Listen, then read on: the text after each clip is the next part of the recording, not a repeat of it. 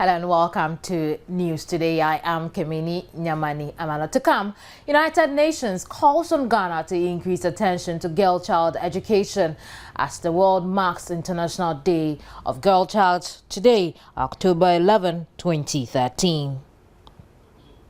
Senior veterinary epidemiologist at the School of Agriculture, University of Cape Coast, stresses need for a meat inspection law to govern meat inspection while ensuring food safety in Ghana.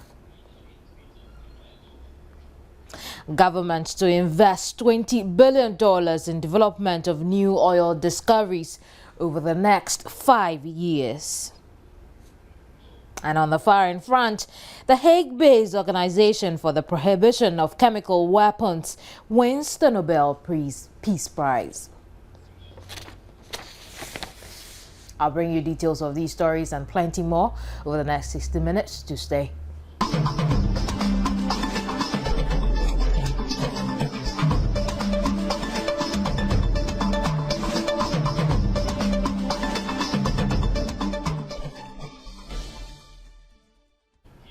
One robber has been killed while 2 others suffered gunshot wounds in a crossfire with police in Obuasi. The robbers attempted to attack and rob a gold dealer at about 9:30 on Thursday evening at Asonkore, a suburb of Obuasi. With timely intervention of the police, they were shot and one of them died in the process. The deceased is identified as 20-year-old Malik Idrisu, whose body has since been deposited at the Obuasi Government Hospital morgue. Meanwhile, the 2 others who sustained gunshot wounds are currently receiving medical treatment and will be put before court after investigations. The 4th robber, who is said to have escaped with a pump-action gun. According to Obuasi Police Crime Officer DSP Otue Champon, the victim of the attack, one Isaac, had earlier lodged a formal complaint to the Obuasi Police about an intended attack a month ago until yesterday when the actual attack occurred.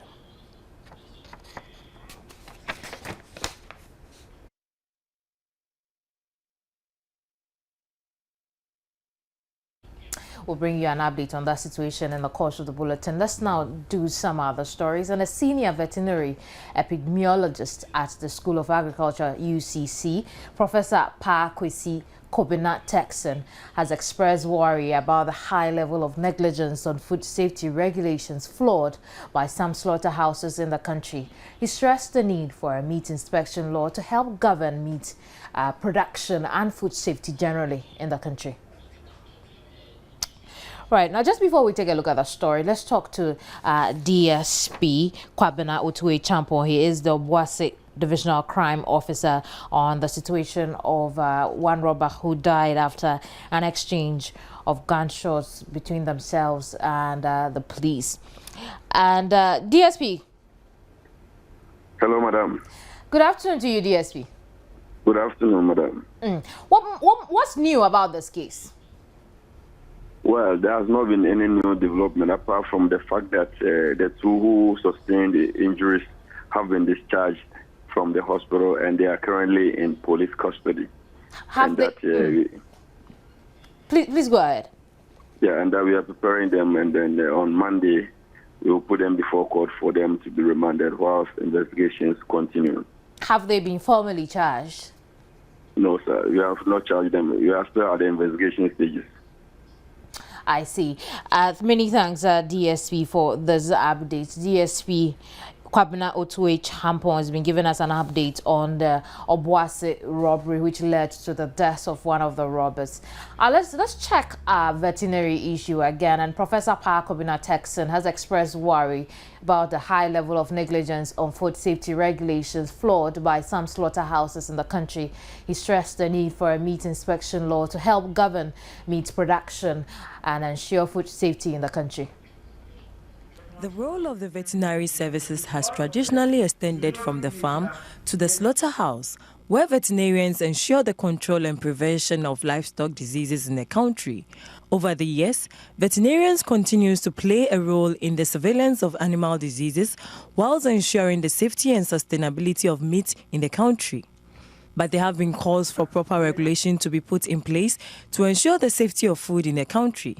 At the inaugural lecture held in Accra on the theme, The Role of Veterinary Medicine in National Development, Professor Pa Kwamina Texan stressed the need for policymakers to put in place a meat inspection law to ensure food safety with regards to slaughtering of livestock at slaughterhouses. I'm aware of the fact that the Veterinary Services Directorate has for many years been trying to come up with this veterinary meat inspection act or law. But this has not seen the light of day. And it is very imperative that as soon as possible, every effort is made to ensure that we have a meat inspection act or law passed in this country to govern meat inspection and food safety in general. You go to abattoirs, you see the water that is used over there, the structures, they leave a lot to be desired. And I think it is high time that the citizens rose up and rejected meat from those areas. He further called for the protection and proper handling of animals in the country. Animals do have rights and certain freedoms. And as I said, they should be free from certain fears. They should be provided for in a very good manner. The way sometimes that we handle our animals leaves a lot to be desired. For example, we don't look after our pets well. If an animal is even going to be killed, it is chased around, beaten, tied, and then hit with rocks and all those things. These things are not good. Those animals have feelings, and it's our responsibility to make sure that these animals are cared for. Even if they are going to die, they should die humanely. Professor Pa Kwamina Texan entreated pet owners to also seek regular medical attention for their animals to help address the high rate of rabies and pet diseases bedeviling the country. Matilda Womega's report for Joy News.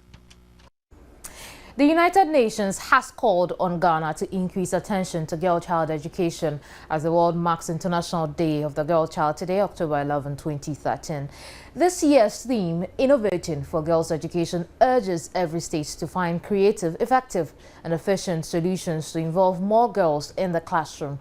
According to the UN, more girls are in school in Ghana today than ever before, but the country's work in educating girls remains unfinished. The United Nations in Ghana is therefore using the International Day of the Girl Child to call attention to the need to increase access to education, especially secondary education, to all girls. According to the United Nations Resident Coordinator Ruby Sandu Rojon, Ghana has been a role model for many African countries in the provision of free basic education, with gender parity rates amongst the highest in the West and Central African region. In Ghana, the UN works with the Ghana Education Service to provide incentives to girls in higher grades to attend school, mobilize secondary school scholarships for brilliant girls from deprived homes. We use sports to attract girls to schools and create girl clubs to encourage girls and their peers to stay in school.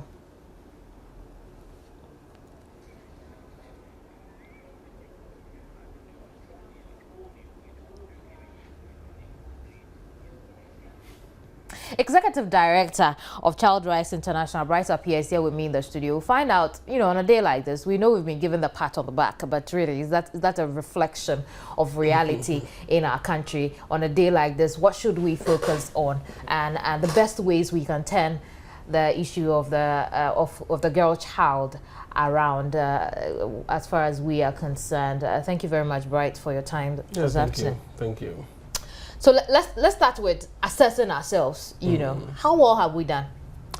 Yeah, well, I think that with a broader framework, I think there have been some improvement in terms of the legislations and what the directive policies of government is when it comes to the plans that they have in ensuring that we have a lot more girls in schools, especially when it comes to the 3 northern regions, because that is where the problem is when it comes to the child education. So there is some kind of plans in the pipeline that we expect that to flow, but there are other issues that we also need to confront ourselves with. So generally, as Adi has indicated, there is some kind of progressive improvement in terms of how we are dealing with the issue. But in terms of the target, by next year, we are entering into a situation where the Millennium Development Goals that we've set for ourselves would end. So the question that we need to ask ourselves as a nation is whether we are able to achieve the provision that we are assigned to and all that, because it's going to move to another phase. And I think that that is what many are concerned about, because in terms of progressive development, yes, we are doing that, but meeting the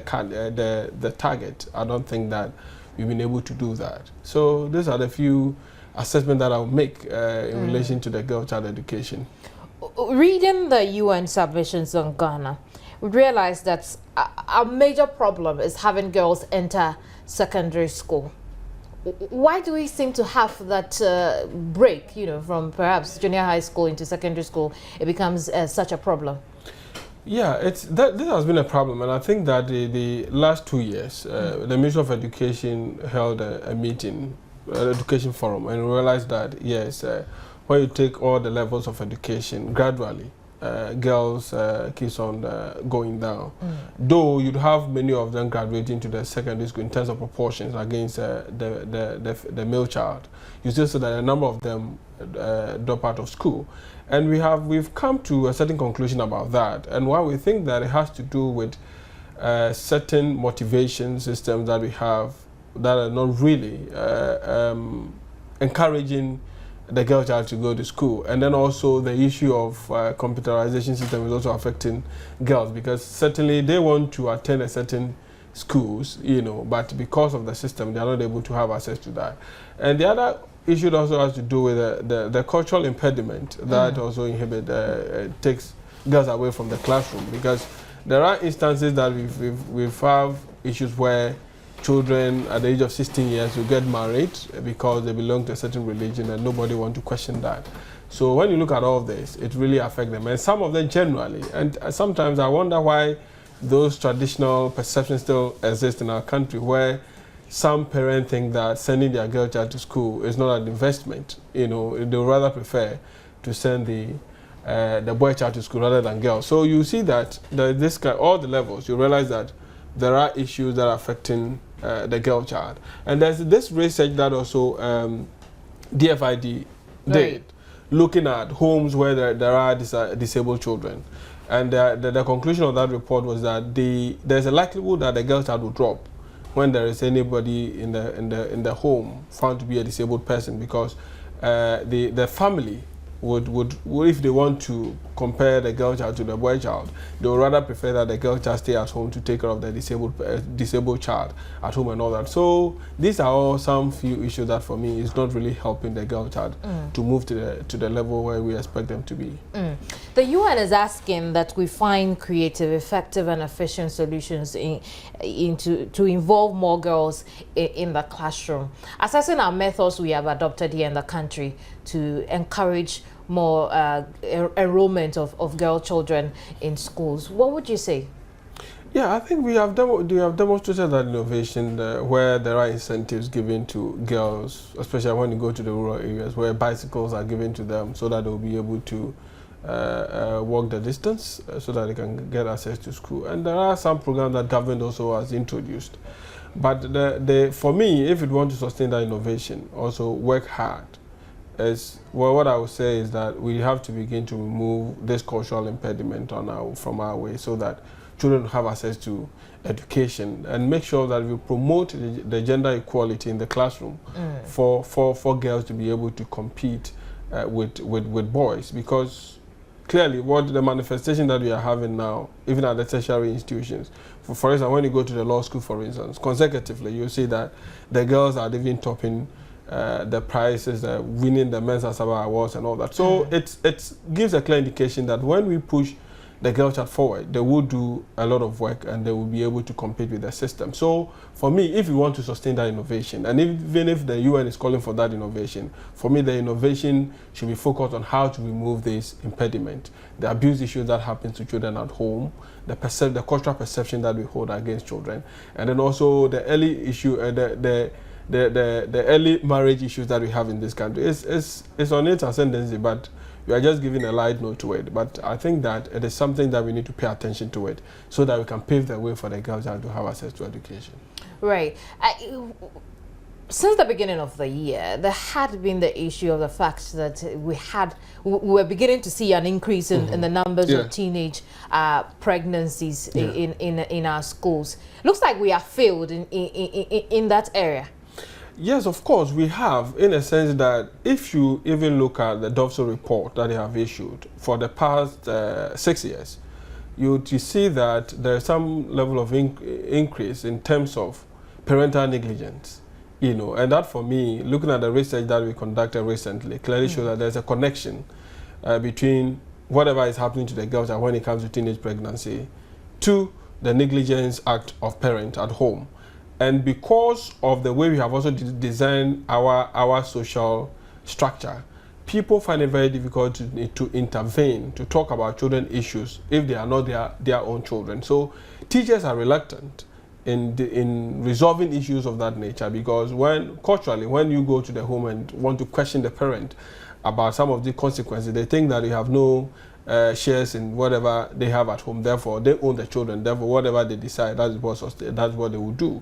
You know, so because of that, the responsibility of taking care of the child is limited to the family, and clearly shows that the family itself are also abusing the right of children, which exposes children to all kinds of things. That is where you see children being involved in all this kind of teenage pregnancy. And one of the critical things that is also affecting the girl child is that they are not getting enough sex education at home. So any practice at all that they experience in the school environment or in society, they think that is the best option because they've not been exposed to the other options available in terms of how they can take care of themselves. So you see that they are involving themselves in all kinds of sexual activities without necessarily thinking that that's the result that they will get, because they're also doing for fun and all that. So I think that there's a whole lot of things that we need to do in order to open the system and address more all issues affecting the girl child. In fact, there have been instances where the teachers themselves tend to impregnate some of the girls or sexually defy some of these girls in the schools. We have run a report on that, and for me the problem is the fact that the governing body, which is the GES, does not the connect between GES and the schools, you know, the managers of the schools, it's not there. And what can the GES do to reverse the situation? I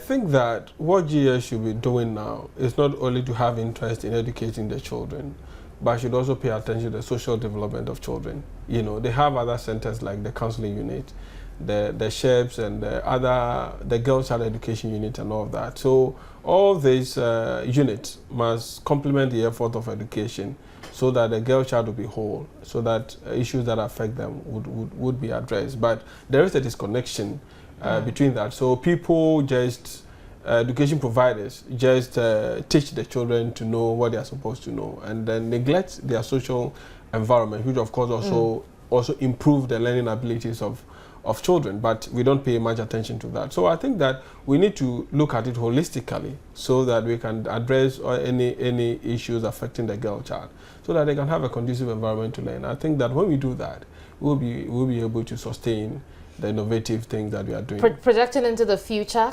with the way things are running, could Ghana still be that example for other African countries, just as the UN has told us?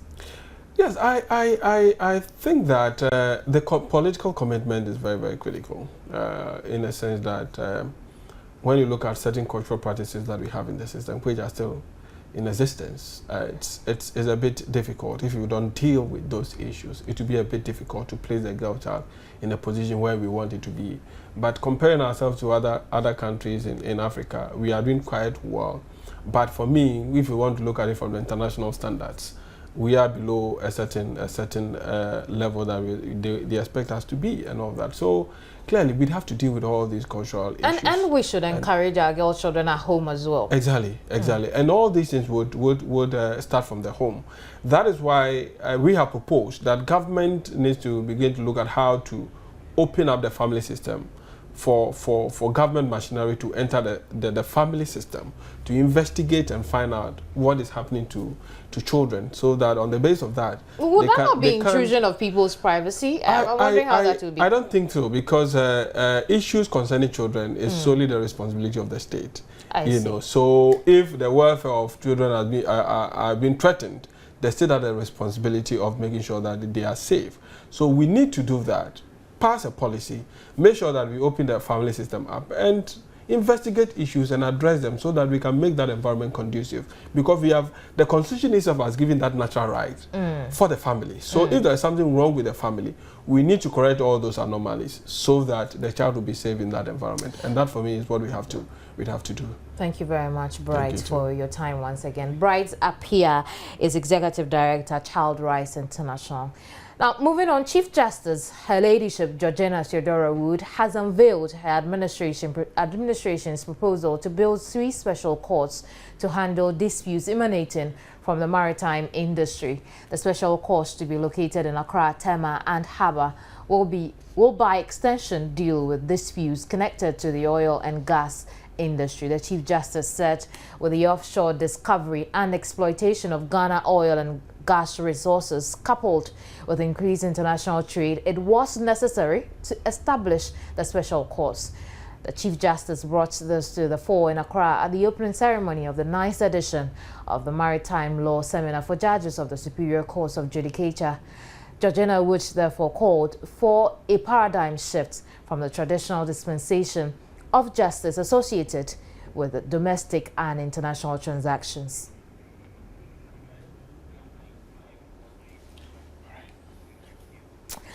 The chiefs and people of Urumpo in the Wenchi municipality of the Bunahafo region have expressed their displeasure at the dumping of human excreta very close to the community by the assembly. They are especially worried their only source of drinking water is being polluted by secretions from the dump site. Urumpo is a farming community about 5 kilometers away from Wenchi. River Kuradaso is the only source of drinking water. The only pipe stand constructed for the community has broken down due to pressure from the over 500 people in Urumpo. Residents allege sanitary officers from the Wenchi Municipal Assembly in 2009 demarcated an area close to the river Kuradaso as a human excreta dump site. The Krontihini of Urumpo, Nana Mensa Boachi, noted appeals to the Municipal Assembly to find another dumping site has failed.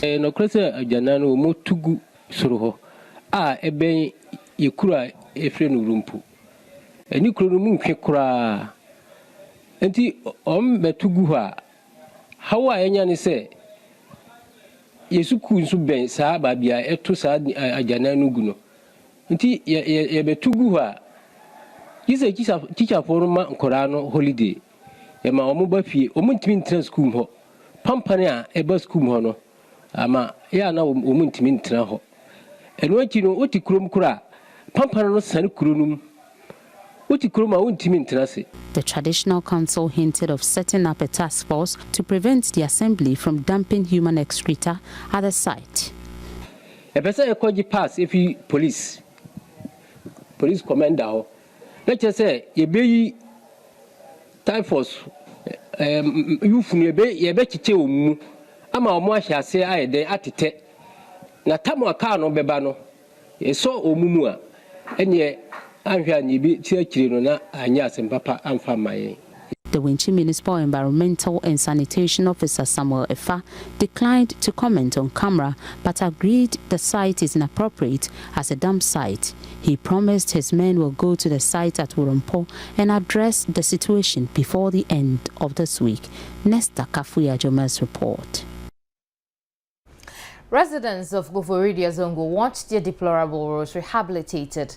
Joy News correspondent Aruna Yusuf Wumpuni, who visited the community, reports residents have made several attempts to get their roads repaired. However, these efforts have been unsuccessful. The deplorable nature of roads in the community is a source of worry to residents. Some commercial drivers have declined plying roads in the area due to its poor nature. Some residents told Joy News the community gets flooded anytime it rains and expressed worry that for the past 20 years development has retarded in the area.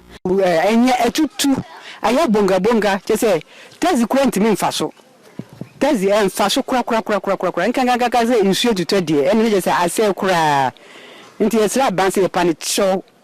The panic is running pie, you book to J. Or man of Messi and family. Road news and yet I quite in Swiss appointing in now. Now, all the car back cry better me what police store and say. Oh, Banna say, yeah, just a kind of you no near money go at Chen, what's action near Manadiaba.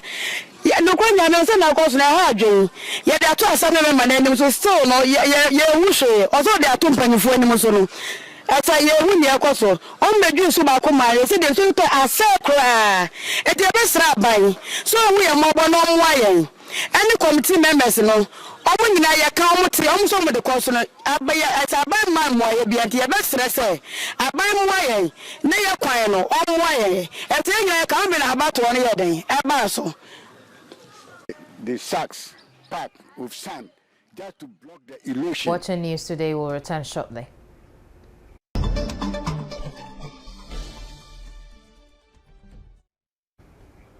You're welcome back to News Today, and it's now time for some business news. We'll start with the stock market. We'll do a quick review of the stock market and try and understand some get a few tips also. Joining us in the studio is David Odoi Dankwa. He is with Gold Coast Securities. Many thanks, David. It's always a pleasure having you every Friday here. Let's start with a few tips. Today we'll be looking at choosing stocks on the market. So let's start with, how do we buy a stock on the market? Okay, thank you very much.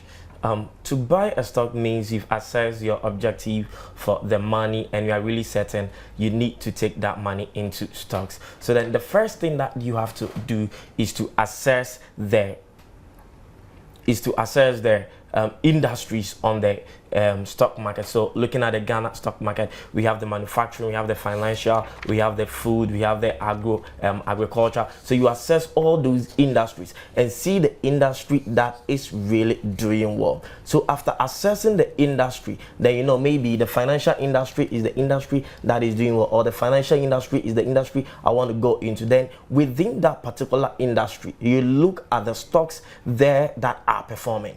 So then you can maybe shortlist about 4 of the stocks in that particular industry. So maybe if I'm in the financial, I'll shortlist SCB, CAL, UTB, and maybe other stocks. Then after shortlisting them, I'm now going to do a further analysis of them. Do I want stocks that pay regular dividend? Do I want stocks that will be giving me capital gain? Do I want stocks that they are not doing well, but we are hoping they will do well in the near future? So then you consider which is what some investors have done over time. They've looked at stocks that are likely to blow up in the future. Yes. The risk of buying that stocks is very, very high. So then your analyst or your advisor will just let you know that the risk of buying stocks that are not doing well currently, but be expecting that stocks will pick up later on, the risk is very high, because you might buy and the speculated time the stocks might not pick up, means you are losing. But the stocks that are already doing well, the risks are not that much higher on it. So that you look at those, you shortlist the particular stocks within that industry that you want to consider buying. And as I said, you have to look whether you want a stock that pays dividend, stock that appreciate in capital, because some stocks are very good in paying off dividend and others are also not good in paying off dividend. Some stocks really gain very fast on the market and others also don't do. So then the analyst needs to tell you about all these things on the stock market. And again, all right, go ahead. Again, what you have to look at the stock is the stock liquid? Because some stocks are really doing well. This is the stock you want to buy. When you say liquid, what do you mean? is the stock available when you want to buy? When we talk about liquidity, okay, you're on the stock market, is the stock available? Because there are some stocks you might have your request with your brokers, but for a very long time you might not get it because nobody is willing to sell. Such stocks are not liquid, so your money might be with the brokers and they will be pending looking for stocks to buy for you, but they might not get. So you have to look at the liquidity of the stocks. If the stock is liquid, then you come looking at the PE ratios and other ratios. That is more technical. So then the analyst will just, you want this particular, maybe two. Then they would I go always through. need an analyst if I want to, trade in stocks? You don't necessarily need an analyst, but I think it's best you get an analyst. It's like going to the court. You need a lawyer to be able to present your case very well. Right. So then in this case, you need the analysts and the brokers to be able to guide you on the stock market. How much do I need to get onto the stock market? You don't need much. Even I would say with 100 Ghana cedis, you can go to the stock market. Because a lot of times you hear of the stock market and then the first idea, oh, this should be just rich people. No. The first class people who can be able to, buy from the stock market. But it's good to know that I could even start with 100 Ghana you could, or even something lower than that. But depending on the brokers, some brokers wouldn't take some level. So depending on the brokers that you are taking or the advisors that you are signing up to. But with us, is it advisable to start with a lot of money, because hopefully you make a lot more? Oh, if you have the money, then it's advisable to start with a lot of money. But as I said, you need to know the need for that money, because money for a very short term, you can't use it for your for stock market. Because if you have money about maybe 100 million or maybe 100,000 you want to use in the next 1 year, I will not advise you take it onto the stock market. I also say that really, if you'd want to invest onto the stock market or into the stock market, for me, any investment at all, really, the money you use should not be money you can't afford to lose, because the stock market is risky. It is. Yes, that is with the stock market. But when you go to the other financial market, I mean, you can put any money there. If you go into the fixed deposit, you put even your 500,000, with the exception of T-bill that you need to wait till the bill matures before you can take. But the other fixed deposit on the financial market, you put your money in there, 5,000. Tomorrow you need your money, you get your money plus the interest. Let's take a quick review of this week. This week has been very good as compared to the previous one. The market started with the composite index 68.38 year-to-date returns, but it closed yesterday with 71.10, meaning that investors as at yesterday had recorded 71.1% on the Ghana stock market. And we have an index that measures the financial stocks performance. That is a financial index. That one started with 62.46 on Monday and closed yesterday with 63.17%, meaning the financial stocks too had performed well. But comparing the market performance to the financial stock, it means the market as a whole is really doing well as compared to the financial stock. But the Ghana stock market has been dominated by the financial stocks. But this year it looks like some other sectors are really doing much better than the financial stocks. We have the Gold Coast Security Index, all share index also closing at 57.39, with the dollar adjusted being pegged at 48.38, meaning people that invested on the market but they are really measuring their returns in dollars are having an average returns of 48.38%. We can see the volumes also increasing gradually. The volumes were increasing for the week, and the values as well was also increasing. We had market capitalization as close of the of trading yesterday 57,090.53 million. So this is how the market has been so far from Monday. And we'll end it here. Thank you very much, David. Most welcome. David Odoi Dankwa is with Gold Coast Securities. He's joined us with some tips on a review of the market, the stock market today. So if you need any more tips, or if you intend to invest into stocks or any other financial market, you know where to go. Let's quickly move on to some other business stories. And the Minister of Energy, Petroleum, Emmanuel Ama, Kofi Bua, has indicated that government will invest about $20 billion in the development of new oil discoveries over the next 5 years. The huge investment is expected to boost the production of oil and gas in Ghana and consequently the national economy in significant measure. Currently, Ghana is producing 110,000 barrels of oil daily, and according to Tullow Oil projections, an additional 80,000 barrels per day is expected to be produced in the next 5 years. The construction of gas processing plant at Etwabo in the western region is scheduled to be completed in 2014, barring any challenges, and it is expected to make enormous contribution to the country's energy capacity. The energy minister also pledged the government's commitment to the development of the petroleum sector and solicited the support of all Ghanaians in that respect.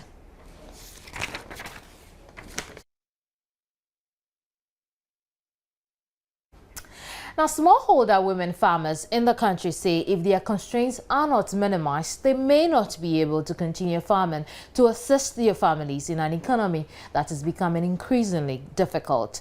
They were speaking at a consultative meeting between MOFA women smallholder farms and other stakeholders in Accra. Here's a report by Matilda Nyakwa Dennis. Women smallholder farmers continue to play their role in food provision and security, which is a fundamental human right.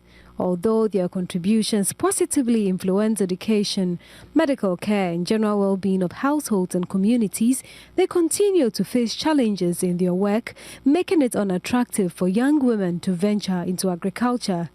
Some of these limitations include delayed supply of inputs such as fertilizer, lack of adequate irrigation support, inadequate tractor services, and inadequate credit support. The manpower,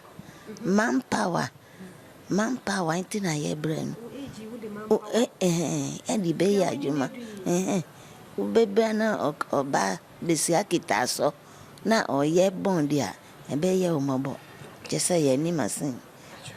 Masin. Kwana ye problem. Ye kunu no. Woma wo mu nantwie no wo mu de ye wo mu adwuma. E na tratters no so e bi ni ho. Baako na e baba no. Wo ba no. Wo petrata de ado a wunya. Na wo kunu nso ono nso de ni nantwie ni do ni fom no. Ba kese wonja ni fom do no won fa ndo ma. Nti yesra mo sai mo ba boan ene tratters no sa tratters no ba na ye ma no so ye nya bi e de ado nke dia yetimi cost like anka ya ba cost like afibi ohona government ba hu se ya nipa farmer ya nipa ono hia o penifo na ka se wodin the friend e kuntoko a se won bonus ma nini ayekokokoko won hu se bia oni abre. However, it is not only these farmers who face such challenges, but the Ministry of Food and Agriculture.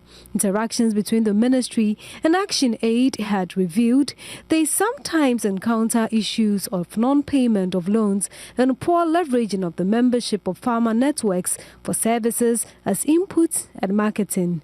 These complaints from the Ministry of Food and Agriculture and the smallholder women farmers point to the need for dialogue and proper communication to create a consensus.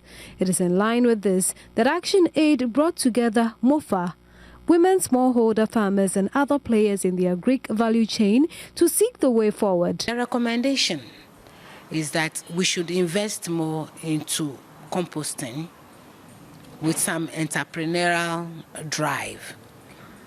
We should also get the farmers to be trained more on improved seeds so that instead of relying on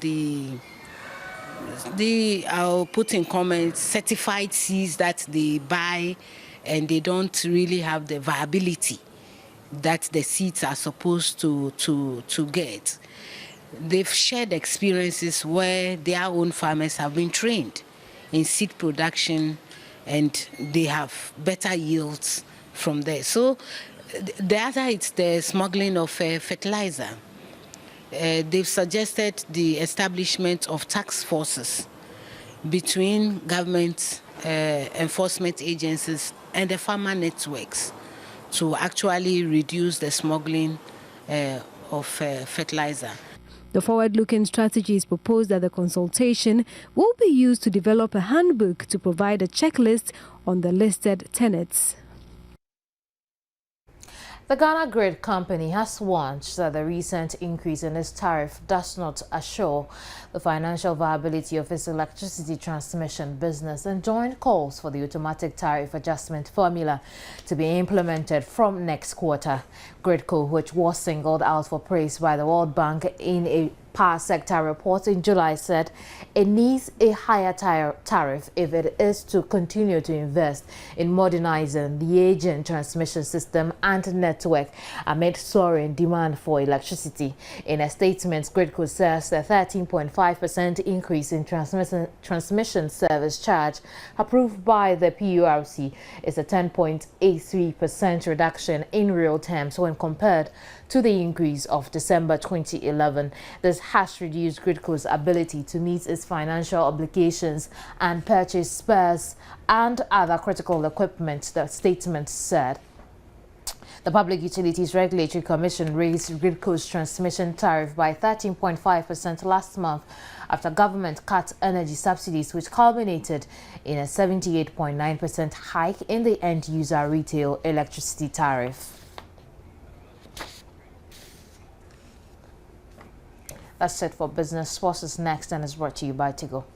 Right, you're welcome back, and this is the sports segment. Let's quickly start from Ghana, where the Premier League continues unabated. There will be one game tomorrow, Saturday, and 6 other matches on Sunday. Due to the upcoming Akwasidai festivities in the Ashanti region, Kumasi Asante Kotoko will not be in action. Their game against Sekondi Hesakas has been fixed for a later date. But here are other matches to expect this weekend in week 6 of the 2013-2014 Ghana Premier League. Mediama SC will go against Ash Gold. Hearts of Folk will meet Berekum Chelsea. Obuasi FC will lock horns with Bechem United. Amidal's Professionals will then meet with Faisal, and Dwarfs will meet with Liberty. Aduana Stars will also lock horns with Hearts of Lions, and while All Stars will battle it out with Inter Allies.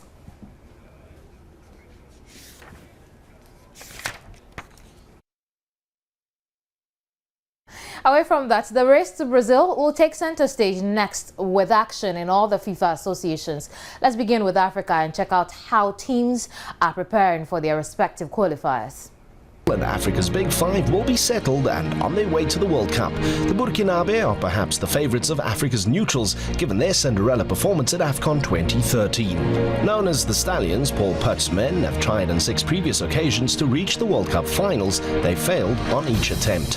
The team from the land known as the home of men with dignity will hope to live up to that every inch when they meet Algeria. The Desert Foxes played in the 2010 World Cup for the first time in 24 years. They did so after seeing off Egypt in one of the most tense qualifier matchups in history. While Brazil marked their 4th World Cup experience, this Saturday's clash will have a strong bearing on the answer. To Abidjan we go, where the Côte d'Ivoire have maintained a steady World Cup run since breaking their 76-year drought of appearances in 2006. They narrowly qualified for Germany and breezed into South Africa 2010. All that's left for coach Sabri Lamouchi is to turn the most talented generation of Ivorians into world beaters.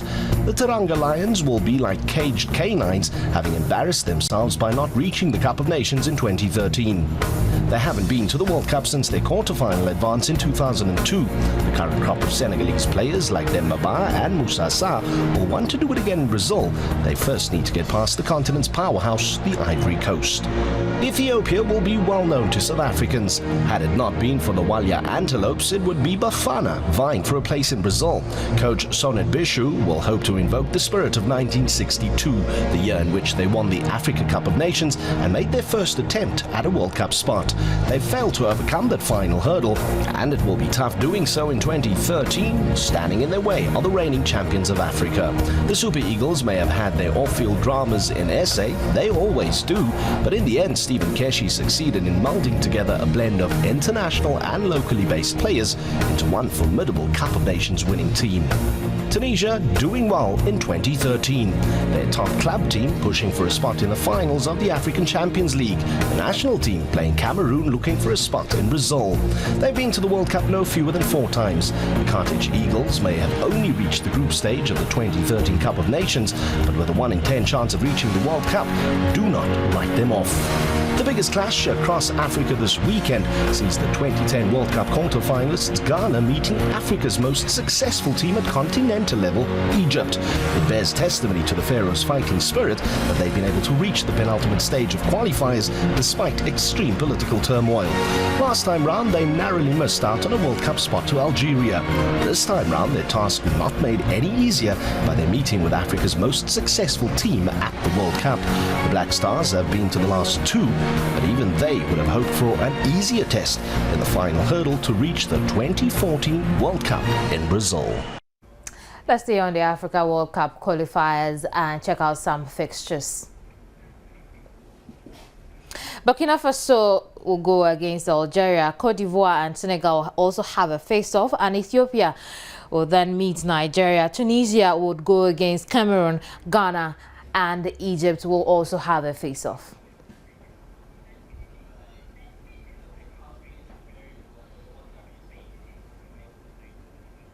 Europe is our next stop. Let's find out how Spain is preparing for their game. Here are the various fixtures for the qualifiers of the UEFA region. To secure their berth at next year's FIFA World Cup, but manager Vicente Del Bosque, known for his ability to foster harmony in his usually talented squad, said they had to focus. But it is also true that we achieved an important victory in Paris. Now we have to correct it. There are 4 vital points at stake. The coach's contract expires after next year's World Cup, but Del Bosque shrugged off any pressure on him and instead asked his players to concentrate on their match on Friday. Questioned about Belarus, he said the absence of Alexander Hleb will be significant. It is true that Hleb's absence is significant because he is the one who pauses the game and holds the ball in midfield and moves the ball well. He has good vision of the game and is very skillful. The World and European champions top Group I and victory against last place Belarus on Friday would mean the unbeaten Spain will need only a point against Georgia on Tuesday to be certain of top spot ahead of France. So let's check out the UEFA fixtures as well. And Croatia will go against Belgium. Wales will take on Macedonia. Armenia will take on Bulgaria. Malta will take on Czech Republic. Denmark will lock horns with Italy. Faroe Islands will take on Kazakhstan. Germany will take on Republic of Ireland. And Sweden and Austria will play out which is a better side. That's all for sports, brought to you by Tigo. News from elsewhere. The OPCW, the body overseeing destruction of serious chemical weapons, has won the Nobel Peace Prize. The Nobel Committee said it was in honor of the OPCW's extensive work to eliminate chemical weapons. The Hague-based Organization for the Prohibition of Chemical Weapons was established to enforce the 1997 Chemical Weapons Convention. The Geneva Convention of 1925 prohibited the use but not the production or storage of chemical weapons. During World War II, chemical weapons were employed in Hitler's mass exterminations. Chemical weapons have subsequently been put to use on numerous occasions by both states and terrorists. In 1992 to 93, a convention was drawn up prohibiting also the production and storage of such weapons. It came into force in 1997. Since then, OPCW has, through inspections, the instructions and other means, sought the implementation of the convention. 189 states have acceded to the convention to date. The conventions and the work of OPCW have defined the use of chemical weapons as a taboo under international law. Recent events in Syria, where chemical weapons have again been put to use, have underlined the need to enhance the efforts to do away with such weapons. Some states are still not members of OPCW, certain states have not observed the deadline, which was April 2012, for destroying their chemical weapons. This applies especially to the United States and Russia. Disarmament figures prominently in Alfred Nobel's will. The Norwegian Nobel Committee has, through numerous prizes, underlined the need to do away with nuclear weapons. By means of the present award to OPCW, the committee is seeking to contribute to the elimination of chemical weapons. Human Rights Watch says rebel forces in Syria killed as many as 190 civilians and seized more than 200 hostages during a military offensive in August. A report by the New York-based group says the deaths occurred in villages inhabited predominantly by members of President Bashar al-Assad's minority Al-White sect near the city of Latakia. It says the findings strongly suggest crimes against humanity were committed. Rebels and Syrian government forces have both been accused of abuses. Syrian opposition forces comprise many groups, some of which are allies to Al-Qaeda.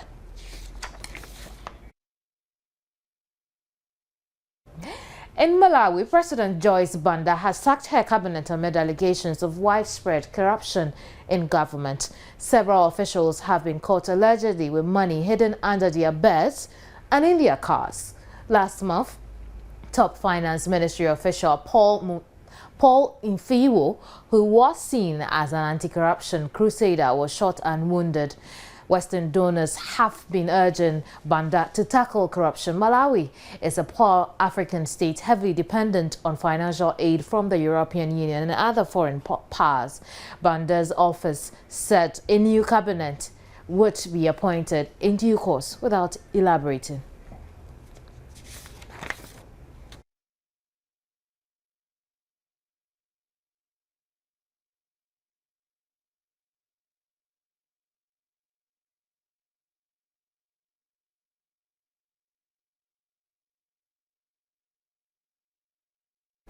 That'll be all for international news. Let's now do some showbiz stories. And the death of Ghanaian statesman and literary icon Professor Kofi Awuno in a terrorist attack in Nairobi, Kenya, about a fortnight ago was said to have dealt a major blow to Ghanaians in general, but primarily to the literary circle he belonged to. A state funeral is expected to be held on Friday, October 11 at the National Theatre for the late poet. This comes on the heels of a private funeral ceremony held last Thursday in accordance with his wishes. Ahead of the state funeral, though, Ni Akrofi Smatabi has been speaking to the Secretary General of the Pan-African Writers Association, Professor Atukwe Okan, a contemporary of Professor Awuno. He first asked him how he remembers the late professor. Remember him very fondly. When we meet, there is a code between the two of us, because Professor Awuno told such jokes that we were all down with laughter. Am I right in assuming that he somewhat influenced you in terms of writing and probably how you write? Not how I write, but the very idea of writing, the idea, especially of writing from your people, because you know he was so particular about keeping close touch with his people, with his traditions, that the Ewe form of poetry influenced his writing and his work.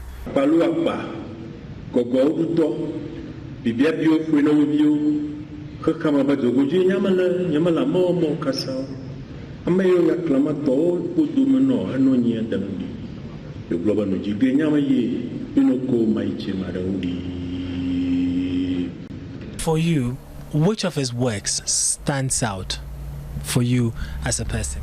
Oh, I like very much the novel, This Earth, My Brother.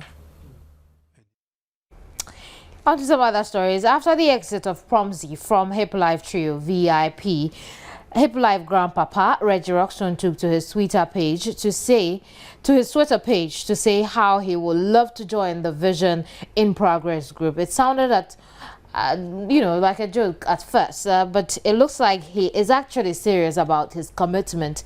In an exclusive interview with Reggie, he confirmed his tweet was no joke.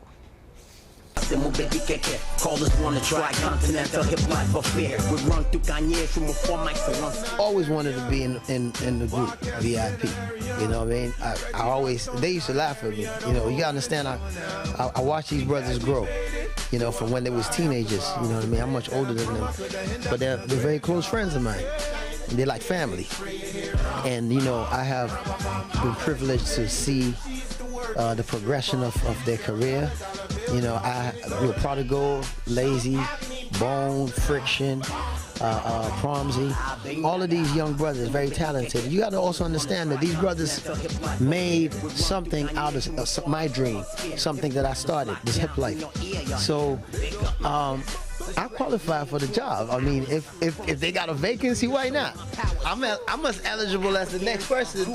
How would the person in the living flesh who invented the art form that brought you to group VIP via Hip Life write an application? Hell no. Please don't ask me to send in no application, because that would be disrespectful. Just give me the job. I think Prodigal thinks I'm crazy. Lazy believes me. You know, Lazy believes me. Prodigal thinks I'm crazy, you know, because we always fool around. But they don't know how serious I am. But as time goes on, the excitement that's being generated by both fans of both factions should probably send them a signal that this is serious. The people actually are interested in seeing this. You know, I can't really replace Promsy, of course. You know, Promsy's. A look again at our headlines. United Nations calls on Ghana to increase attention to girl child education as the world marks International Day of the Girl Child today, October 11, 2013. Senior veterinary epidemiologist at the School of Agriculture, University of Cape Coast, stresses need for meat inspection to ensure food safety in the country. Minister of Energy and Petroleum indicates government will invest about $20 billion in the development of new oil discoveries over the next 5 years.